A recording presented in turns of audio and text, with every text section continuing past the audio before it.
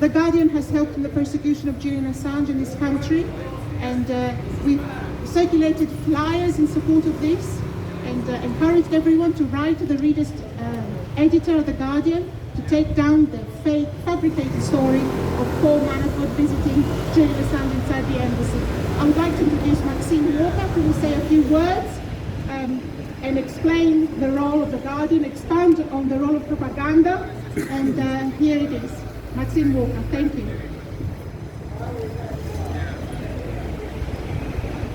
Hello, brothers and sisters. I'm glad we have a sunny day to make a nuisance of ourselves outside The Guardian. But before I say anything about The Guardian, I want to say that we should note that when the French people have their press freedom attacked, when they're told the new security law will involve not being allowed to photograph or film the French police as they beat up demonstrators, that would become illegal. They did not write a strongly worded letter to the equivalent of the Lord Chief Justice. They came out in their tens and hundreds of thousands because they take their rights, their democratic rights, seriously. Now, if perhaps wider layers of the population in Britain took their democratic rights seriously, there would be tens and hundreds of thousands on the streets to defend Julian Assange and get him out of Belmarsh, which is what we all want to see.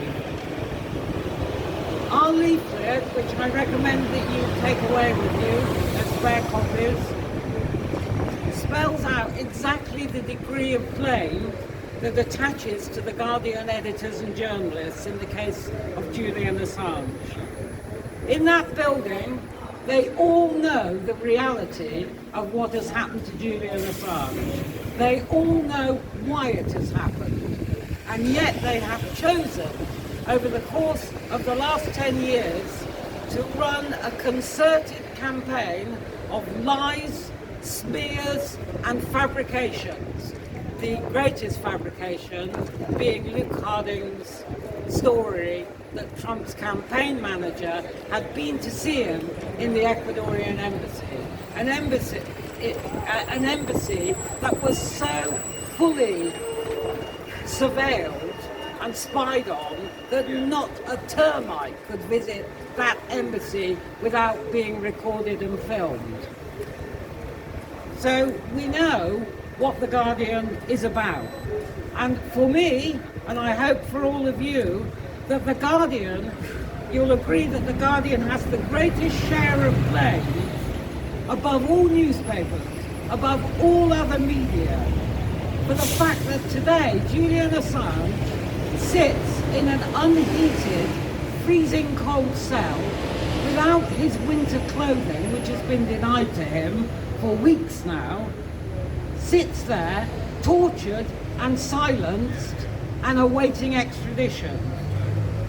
The Guardian bears a large part of the blame for that, because The Guardian has what's called access to the liberal side of British life insofar as it exists.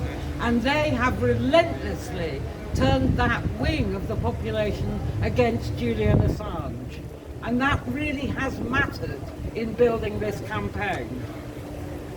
They know that the CIA and other intelligence agencies have run a concerted campaign against Julian Assange. And they have mirrored that campaign and used its lies.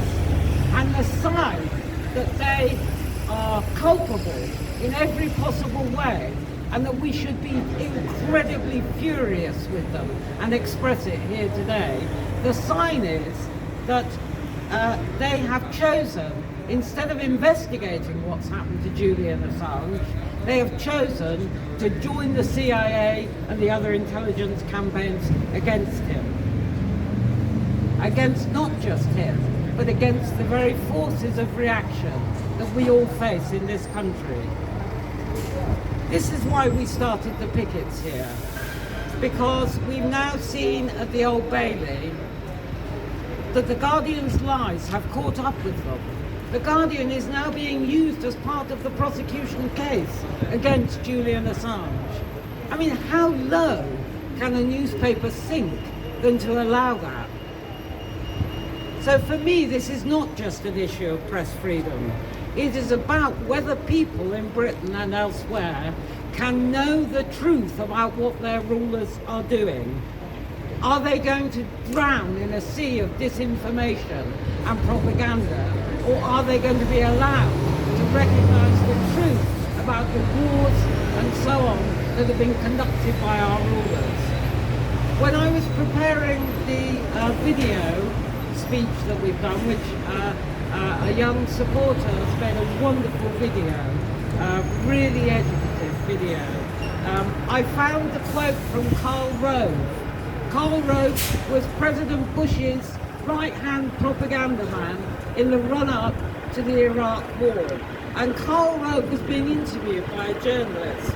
And Karl Rove accused the journalist of being, "You're part of the reality-based community," he said.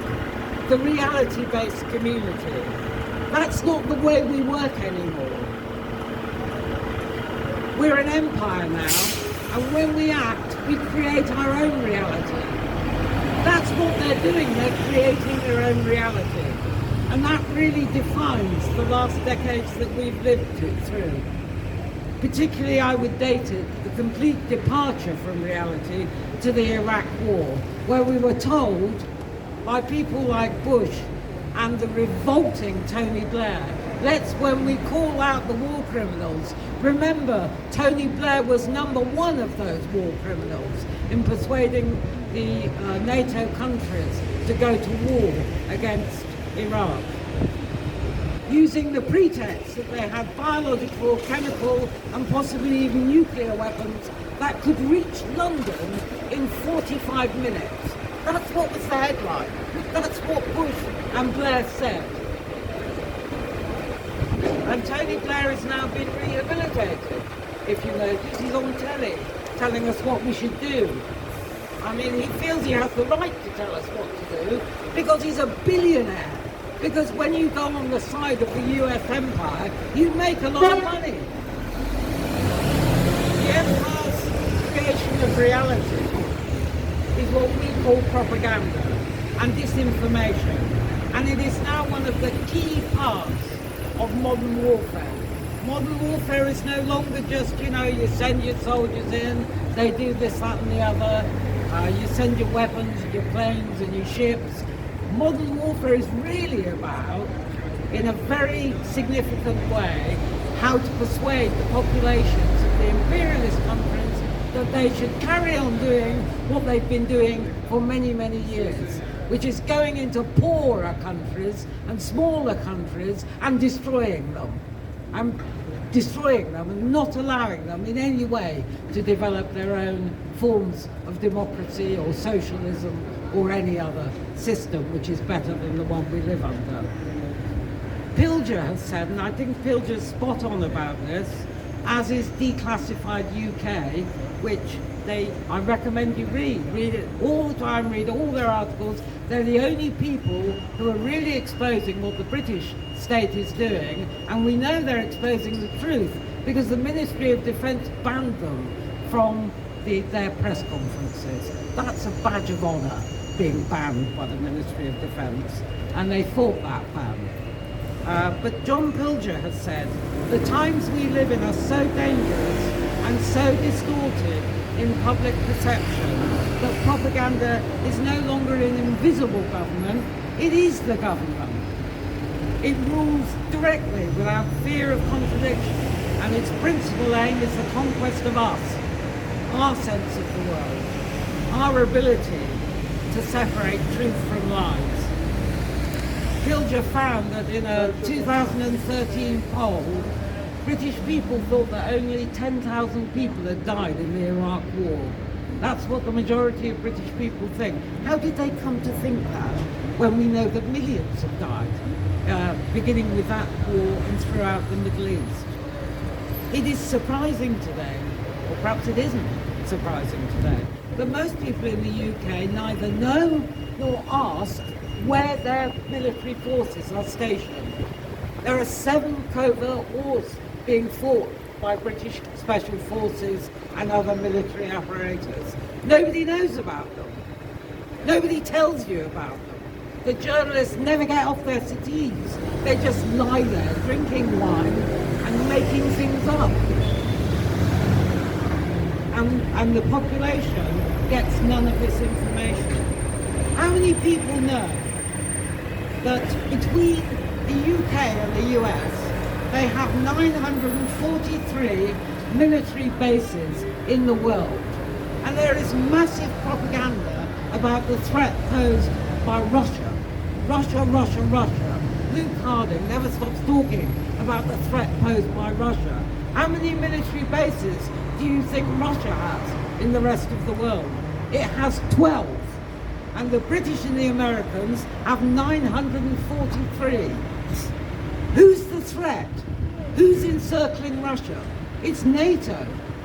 And the absolute opposite of the truth is taking place and being fed to the British population. It's worth noting, as Declassified does, that the British Army is now taking a direct role in British politics. This is an absolute scandal. The British Army, Brigade 77, is being used both during the COVID virus to persuade people of various things, but it was also used against Jeremy Corbyn as part of that campaign. It's used to feed lies to the population. And this is what our tax money is being spent on. We pay for that military, and they are telling us lies. That's what we're paying for lies and disinformation. And the media, let's just talk about the media. The media in what are laughingly called democracies are supposed to hold power to account. They not only fail to do this, they have become willing servants of the propaganda machine. Journalists either toe the line or they get out. They can't work. No wonder the obituaries to Robert Fisk, who was a brilliant journalist about the Middle East, who knew everything about the Middle East, who didn't lie on his sofa when things happened. He went to Duma and he interviewed people, and he found that they didn't know anything at all about this so-called chemical attack. He did that. He cast doubt on that story. So when he died recently, all his obituaries in The Guardian and The Independent and all the rest of them said what a controversial figure he was. He was controversial because he was a journalist, because he got off the city, he went out, he found the facts, and he gave those facts to people. And that is the role of the journalist. I don't want to hear Hadley Freeman's opinion on the journalist in The Guardian, on Assange. I don't want to hear it. Her previous role was fashion correspondent. Her area of expertise is high-heeled shoes. Why does she think we want to know her opinion, her pro-imperialist, slandering, smearing opinion on Julian Assange? I don't want to know their opinions. Give us the facts. Tell us about the military bases. Tell us what it is that WikiLeaks revealed about the war machine. In this world where the media are propagandists came Julian Assange and WikiLeaks. And they hate him. They hate him for his truth-telling, because they don't tell the truth. It's anathema to them. And judging by their actions, I really mean this, the Guardian journalists and editors would rather see Julian Assange die in prison, be imprisoned in an American supermax and die there. I don't think they would mind. So that's the level that they are at. The Guardian is no different to the rest of the press. Following its brief entanglement with WikiLeaks and Edward Snowden, it has abased itself before the British government and British intelligence communities. It has rejoined the D-Notice Committee, which tells them what they can print and what they mustn't print. I'll give you a fine example. Is anybody curious about whatever happened to the scribbles? You know, the pupils, the Novichok, anybody know what happened to them? Anybody got the faintest idea? Anybody ever asked? Any journalist curious? No. Any journalist curious enough to get down to Belmarsh and try and get in to see Julian? No. Any journalist curious enough And I leave out the independent journalists, who are the only people who have supported and reported on this struggle. They're not even curious anymore. So we may have thought naively that those in the media would support a free press. The Julian Assange case has shown they will not. They earn their wages the way they earn their wages. We were entirely wrong to suggest to them that they might support a free press. And what will they do when the internet, and there are many, many warnings of this, is censored? That's our platform. That's our only platform. I mean, when I was a young left-winger, we used to use leaflets. We used to go out and use leaflets and newspapers. Now we can reach millions of people with campaigns on the internet, and they're going to censor them. They already are. They're censoring the Palestinians. Because support now for the Palestinians is deemed just simply out of order, anti-Semitic. That's the campaign that they have successfully waged. So they censor their sites, they censor the Assange sites. They do it to everybody who is in opposition to them. They will redouble their efforts to censor us. We have to keep the faith. We are honourable people here today. We have to keep the faith in our reality-based view of the world. Because unlike the rich people in the world, and the powerful people in the world, and their journalistic courtiers, the majority of the world's population is poor. It doesn't know where its next meal's coming from. It doesn't know what kind of insecurity is being created by the imperialists. It only knows that it's under attack. And that is their reality, and that's real reality. And we should sympathise with that reality. We should be on that side. That's the reality we're on. The same side as WikiLeaks and Julian Assange. Propaganda can only work if we don't challenge it. And reality will out in the end. But I honestly fear, I do have great fears. And one of them is that if they get away with the extradition of Julian Assange, really very little is going to stop them from the run-up to the next war. And the next war, if you look at who's in their sights, Iran, Russia, China, that's where their NATO eyes are gazing. So we need to build this campaign because it's not just about, Julian said once, this is not just about me, it's about you. And he was absolutely right. It's about all of us. So I say today, dump the Guardian, support independent media, the kind of media that's here today, and we'll print the truth about what's happening, and free Julian Assange. Free Julian Assange!